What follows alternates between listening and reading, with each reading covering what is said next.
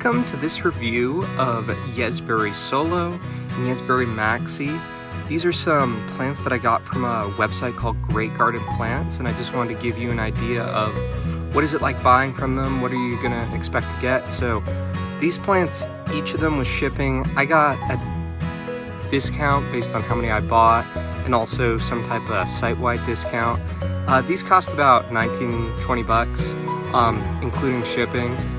They came in pretty small containers, like you can see here. This is what they came in. I initially transplanted them up, ignore the strawberries, to kind of this smaller container. I'm not sure exactly what size it is. These containers were each described as quartz, and I left them there just because I don't have a perfect spot for them right now. One of the things you'll find with kind of comments on honeyberries or haskaps is that they don't grow well in pots. My decision for just keeping them in pots, I don't have a place to put them right now. Overall, I think I'm pretty happy. They came really quick, they came in good condition, totally viable plants. Even though they were in small pots like this, they came, especially the Maxi, they came totally root bound, super healthy. They look pretty similar. These ones, if we get a little closer, you can already see this is about a month later that they're starting to put on some new growth. I just transplanted them a day or two before. They're looking really healthy, they look good.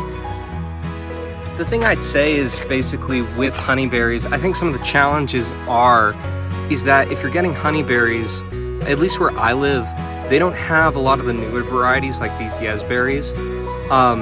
You might get stuck with things like, well, if you get an Aurora, which there's actually an Aurora here in the background that I got for about 30 bucks. You might get stuck with plants like Aurora here. I'm not sure if you can see it. Aurora is a great plant, but this one's Borealis. Then there's, I think that's Honeybee and Berry Blue. Some of these kind of older varieties that effectively, they're not as sweet as some of these newer ones. These both are compatible. Honeyberries need cross-pollinators, and I think I got an okay deal with them. They're growing great when I transplanted them from this kind of middle container to these bigger containers. I think just until I figure it out. Root growth look good. Overall happy.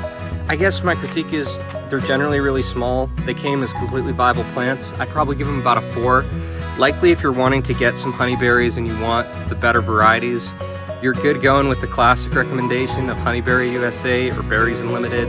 Those are very much recommended. You can get good types like these ones that should work out. Great Garden Plants is kind of an odd site. There's a bunch of flowering stuff. These were kind of just an obscure thing that I thought maybe I get a niche kind of good look. They're good plants, they're solid plants. If you get them with a deal like you get the 20% off and you buy enough of them that you get free shipping or $5 shipping, they'll come fast, they'll look good. And if you live in an area where you can't get some of the better, newer varieties like Blizzard, Beauty Beast, not sure if you're gonna find some of the ones. You might find Honeyberries depending on where you are. Not sure if you'll find stuff like Giant's Heart, Blue Banana, these kind of varieties developed by Berries Unlimited in stores. If you do, that's totally cool. Maybe if you live in Canada, you might have that opportunity. But generally, I think this is a good option. Solo, if you're interested in kind of some of the details on the honeyberries, Solo is a type of berry that you don't need a cross-pollinator. That's a really serious thing with honeyberries. Maxi does. These both work together.